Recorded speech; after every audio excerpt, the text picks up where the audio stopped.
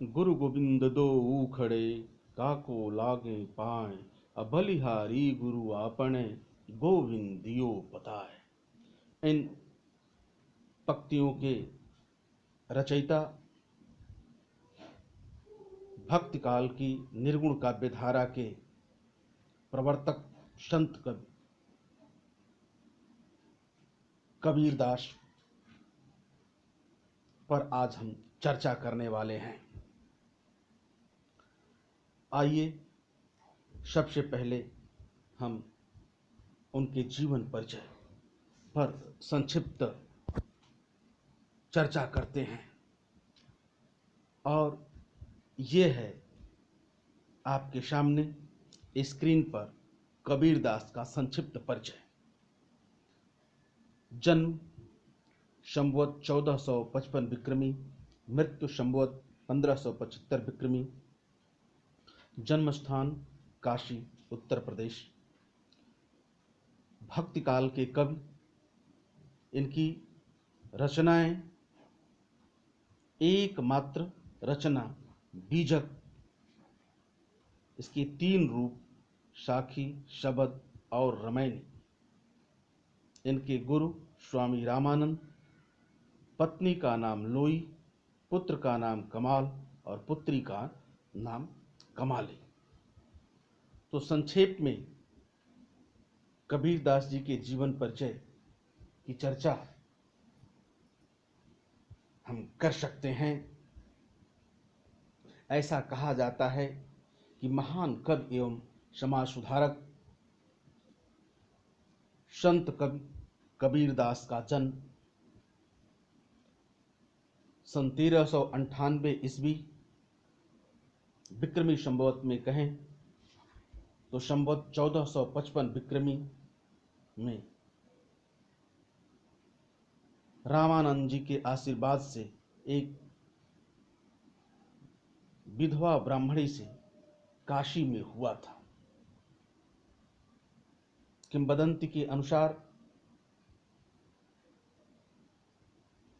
उसने लोकलाज के भय से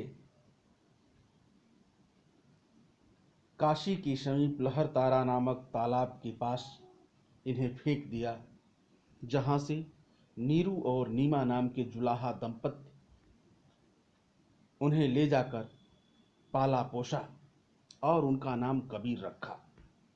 इसीलिए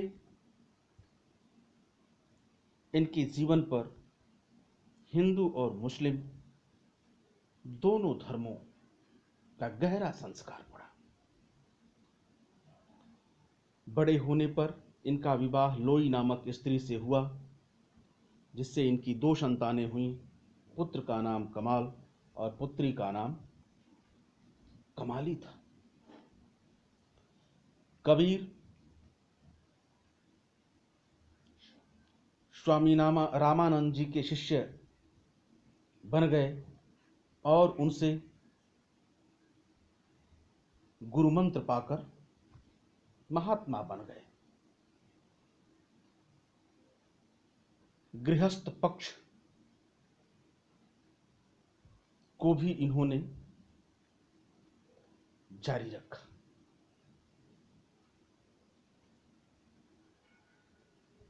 कबीरदास जी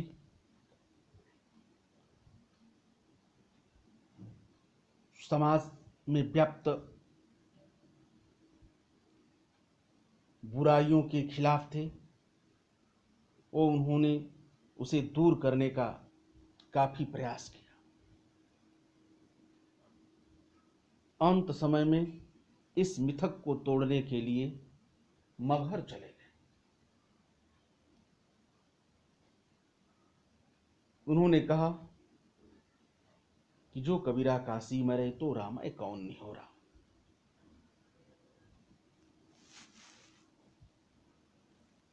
इस प्रकार आजीवन समाज की बुराइयों कुरीतियों के खिलाफ लड़ते हुए, प्रभु का भजन करते हुए, लोगों को अपना उपदेश देते हुए, हिंदी साहित्य को समृद्ध करते हुए संवत 1575 विक्रमी में लगभग 120 वर्ष की अवस्था में इन्होंने इस संसार को सदा के लिए त्याग दिया।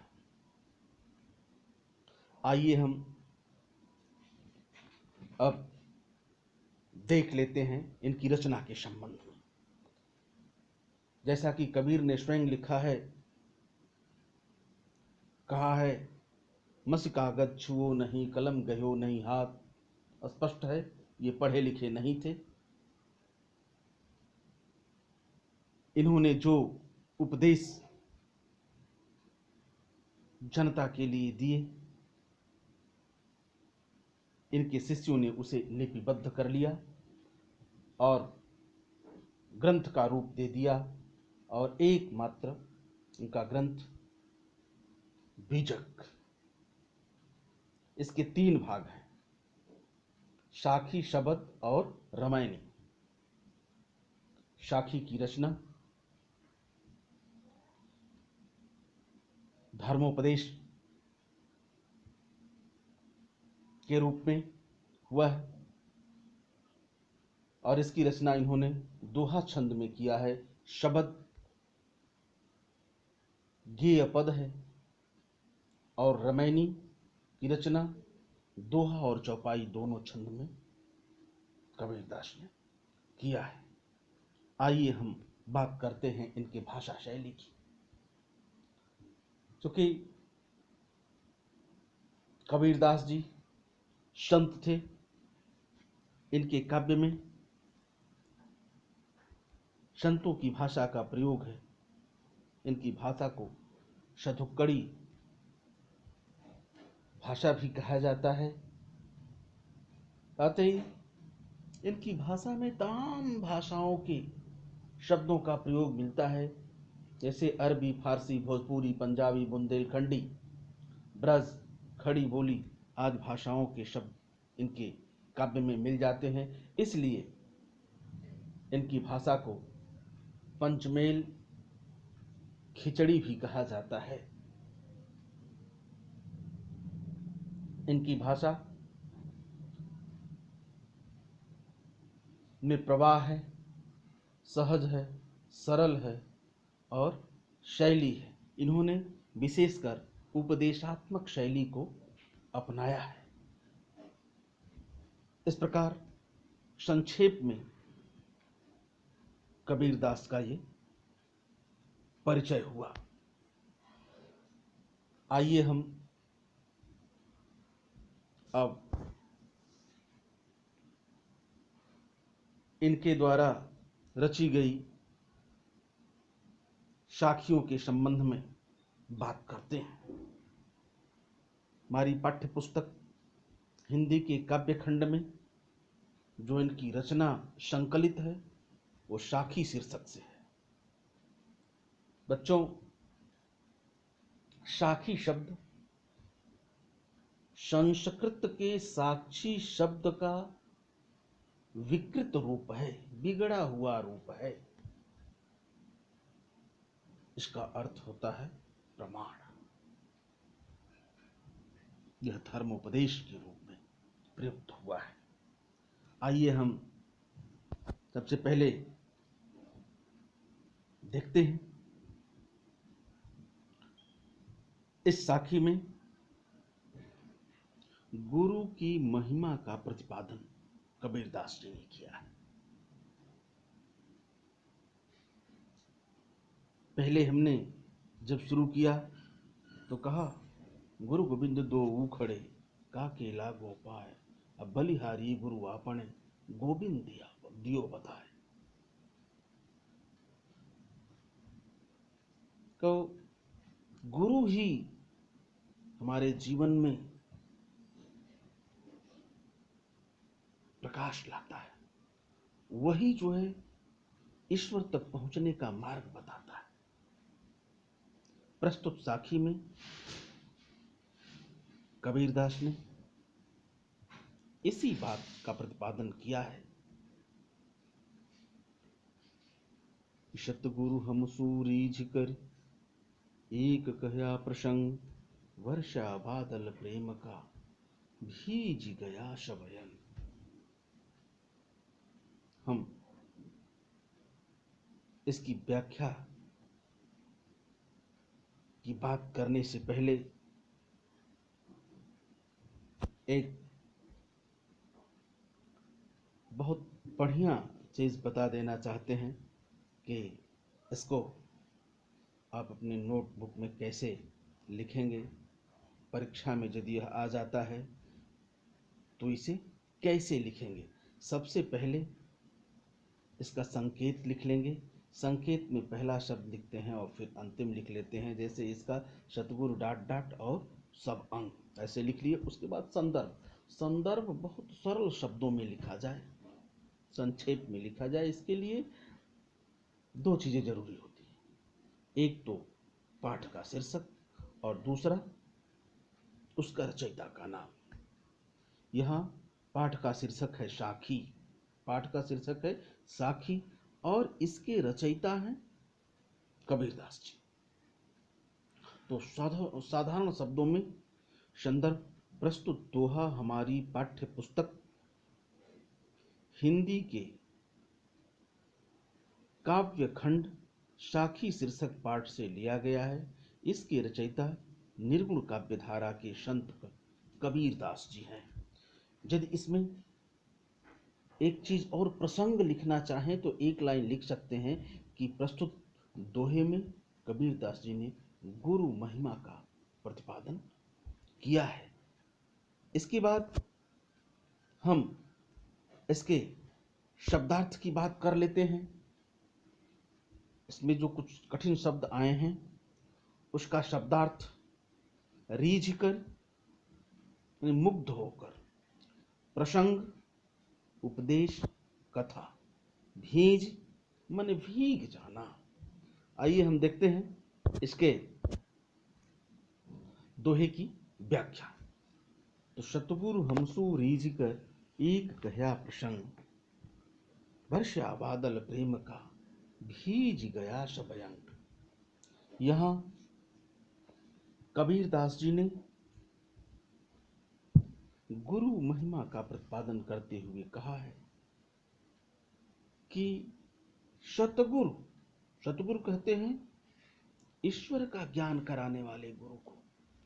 तो सतगुरु हमारी सेवा भाव से रीझ कर, प्रसन्न होकर, खुश होकर हमसे एक प्रसंग अर्थात एक रहस्य बता दिया। वो रहस्य क्या है भाई?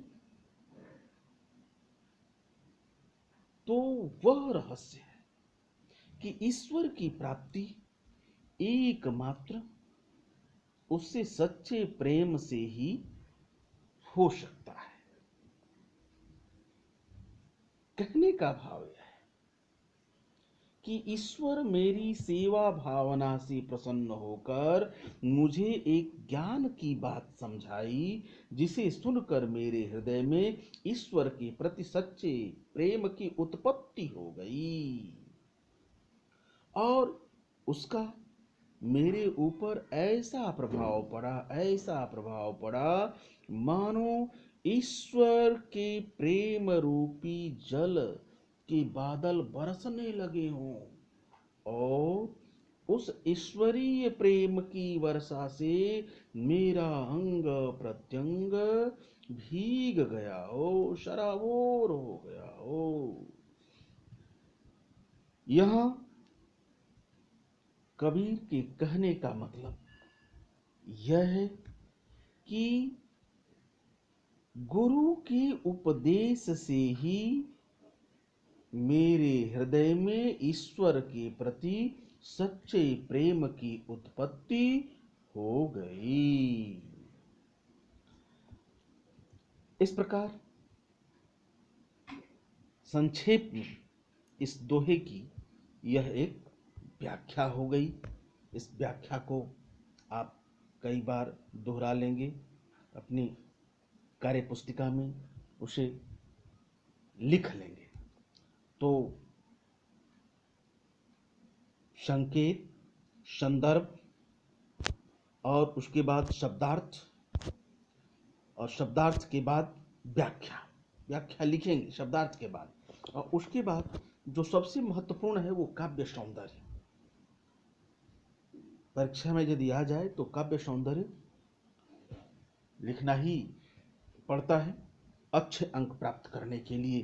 तो आइए हम काव्य सौंदर्य में आपको 2-3 बातें बता देते हैं, और वो सारे दोहों की व्याख्या और व्याख्या के साथ साथ काव्य सौंदर्य लिखेंगे। इसमें सबसे पहले भाषा, तो कबीरदास की भाषा शतुक्कड़ी। आइए अब दूसरा देखते हैं रस। तो इस दोहे में रस शांत है, और इसके बाद अलंकार, इसमें रूपक अलंकार है, और छंद दोहा है। काव्य सौंदर्य में बस इतना है। इसके बाद आइए अब हम अगला देखते हैं। आपके सामने स्क्रीन पर दोहा, राम नाम के पटतरे देवी कौ कछु नाहि, अक्याले गुरु संतोषिए हों शरही मन माहि। इसका भी वैसे ही संकेत, संदर्भ, शब्दार्थ, व्याख्या, काव्य सौंदर्य। आइए हम सीधे सीधे इसकी व्याख्या की बात करते हैं। यहां कबीरदास ने कहा है कि जिस गुरु ने हमें ज्ञान प्रदान किया, उस ज्ञान के बदले में देने के लिए मेरे पास कुछ नहीं है। कहा राम नाम के पटतरे, पटतरे माने बदले में, पटतरे का अर्थ है बदले में, देवे को कछुना। कबीरदास जी कहते हैं कि गुरु ने जो मुझे राम नाम का मंत्र दिया, उसके बदले में देने के लिए मेरे पास कुछ नहीं है। क्याले गुरु संतोषिए हौस रही मनमाहि, मनमाहि अर्थात मन में हौस, उत्साह, उल्लास, उमंग, मेरे मन में यही इच्छा हो रही है कि इस संसार का कौन सा पदार्थ, कौन सी वस्तु गुरु को दी जाए, ताकि गुरु भी संतुष्ट हो जाए। यही मेरे मन में अभिलाषा है, यही इच्छा है। किंतु मैं जहां तक दृष्टिपात करता हूं, इस संसार में राम नाम के मंत्र की बराबरी करने वाली कोई वस्तु मुझे दिख नहीं रही है, कोई पदार्थ दिख नहीं रहा है। तो मेरे मन की अभिलाषा मन ही में रह जा रही है, क्योंकि उसकी बराबरी करने वाली कोई वस्तु नहीं है जिसे गुरु को दिया जाए। कहने का आशय यह है कि गुरु के द्वारा दिया गया राम नाम का मंत्र इतना महत्वपूर्ण है कि उसकी बराबरी करने वाली इस संसार में कोई भी वस्तु नहीं है। यहां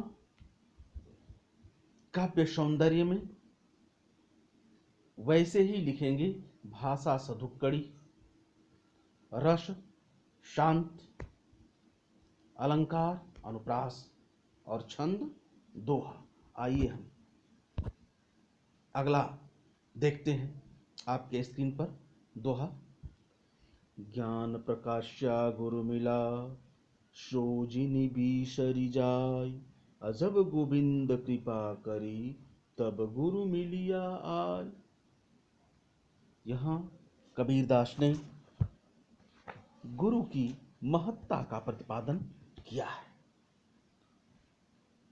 उन्होंने कहा ज्ञान प्रकाश्या गुरु मिला, हमारे हृदय में ज्ञान का संचार करने वाला, ज्ञान रूपी प्रकाश करने वाला गुरु मुझे प्राप्त हो गया है।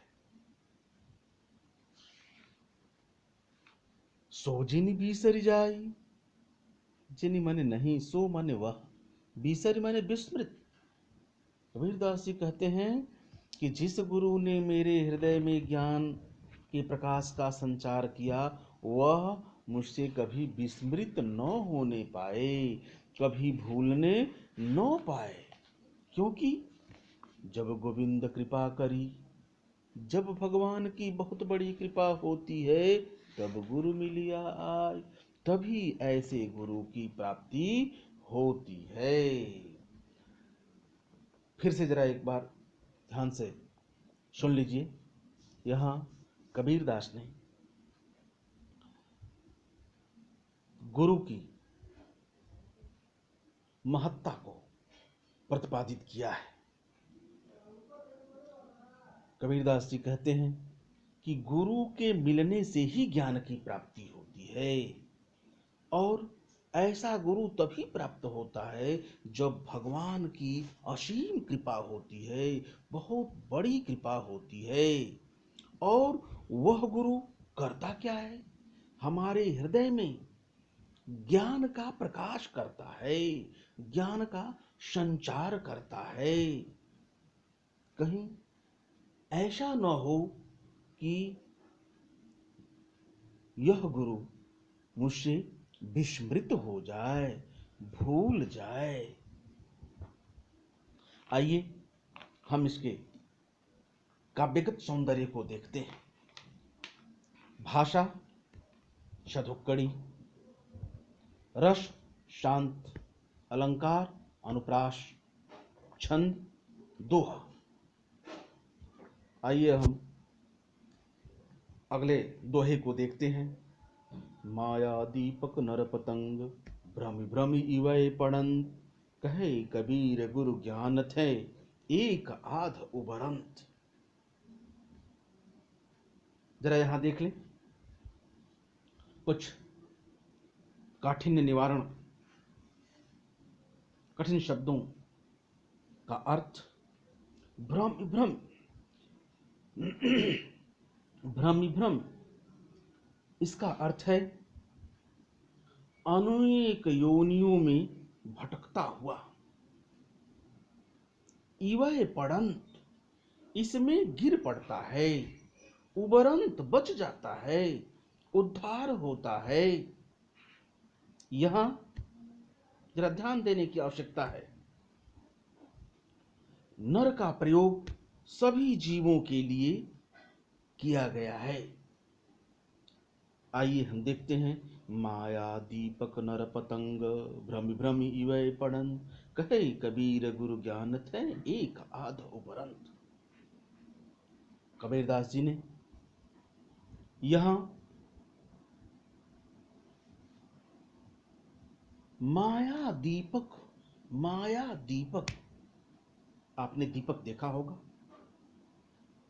उसके लौ को देखा होगा।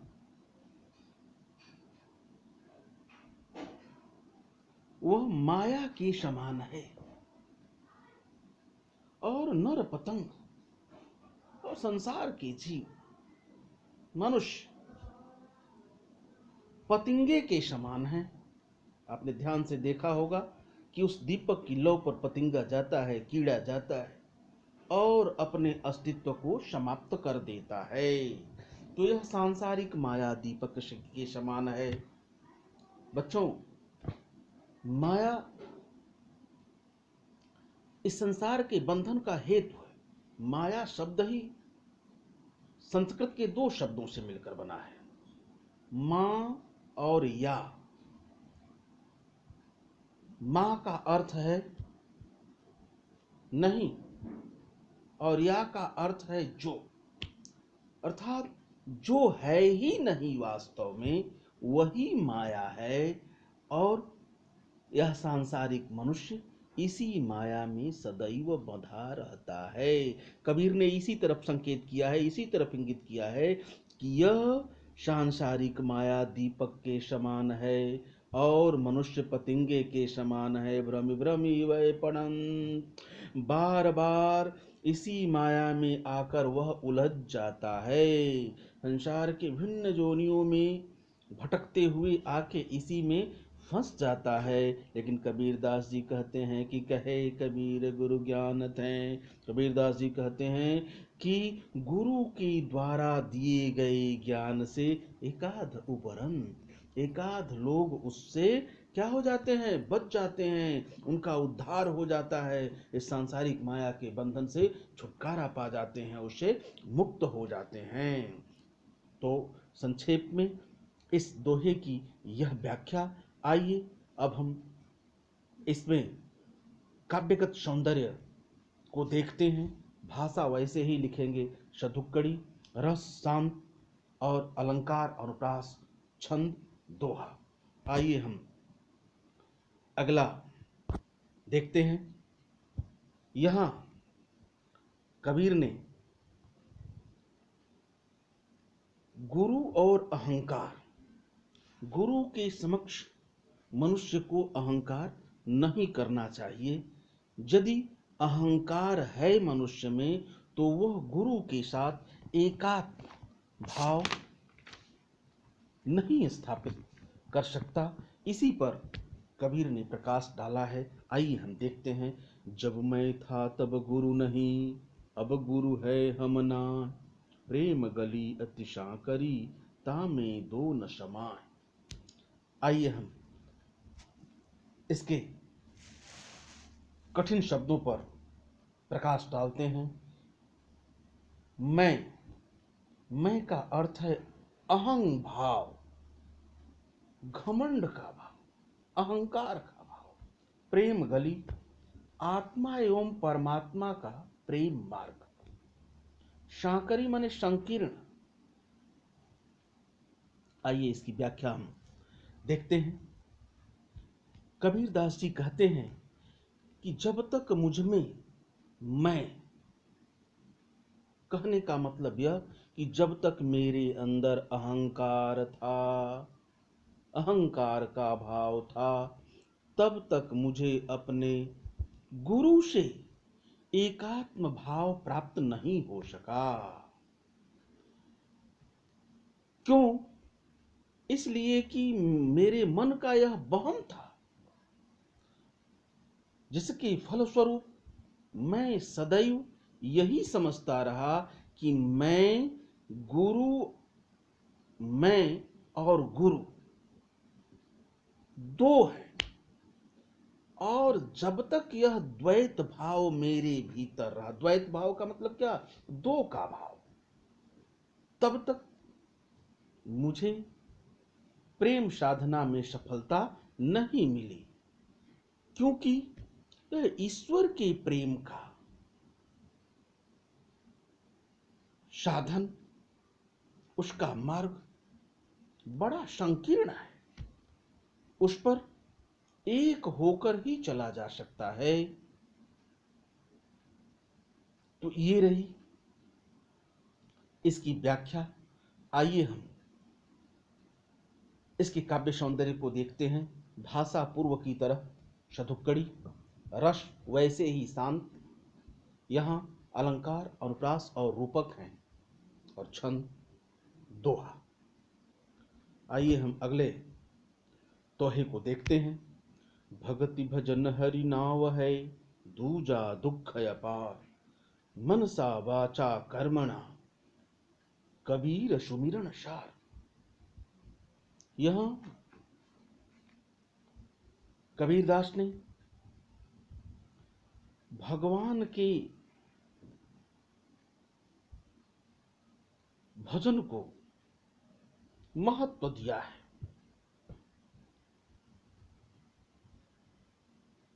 उनके अनुसार मनसा वाचा कर्मणा, मनसा मन से, वाचा वाणी से, कर्मणा कर्म से। तो यहां कबीरदास जी कहते हैं कि भगति भजन हरि नाव है। जीव के लिए परमात्मा की भक्ति और भजन करना ही एकमात्र नाव के समान है, नौका के समान है, जो इस संसार सागर को, इस भव सागर को पार करा सकती है। उसके समान ही उपयोगी है। दूजा दुख अपार, दूजा माने दूसरा। और इसके अतिरिक्त संसार में यदि कुछ अन्य साधन अपनाए जाते हैं तो उनमें अपार दुख ही है। इसलिए कबीरदास जी कहते हैं कि इस भक्ति रूपी नाव से सांसारिक दुख रूपी सागर को पार किया जा सकता है। इसलिए ऐ सज्जनों, मन, वाणी और कर्म से परमात्मा का स्मरण करो। यही जीवन का सत्य है, यही जीवन का परम तत्व है। इससे विरत होने पर जीवन में दुख ही दुख है। तो ये रही इसकी व्याख्या। आइए इसके काव्य सौंदर्य की हम बात करते हैं। इसकी भी भाषा वैसे ही हम लिखेंगे, सधुक्कड़ी। यहाँ रस वही शांत रस, अलंकार। यहाँ रूपक तथा अनुप्रास है। और छंद वैसे ही दोहा है। यहाँ एक भाव साम्य के लिए गोस्वामी तुलसीदास की पंक्ति भी हम दे सकते हैं कि देह धरे कर यह फल भाई, भजिय राम सब काम बिहाई। तो ये रहा। अब आज की कक्षा में बस इतना ही। अब आप इसे एक बार ठीक से दोहरा जाएंगे, अपनी कार्य पुस्तिका पर सब विधिवत नोट कर लेंगे, इसे बार बार अभ्यास में रखेंगे, जिससे कि इसका भाव आप आत्मसात कर सकें। आज की कक्षा में बस इतना ही। धन्यवाद।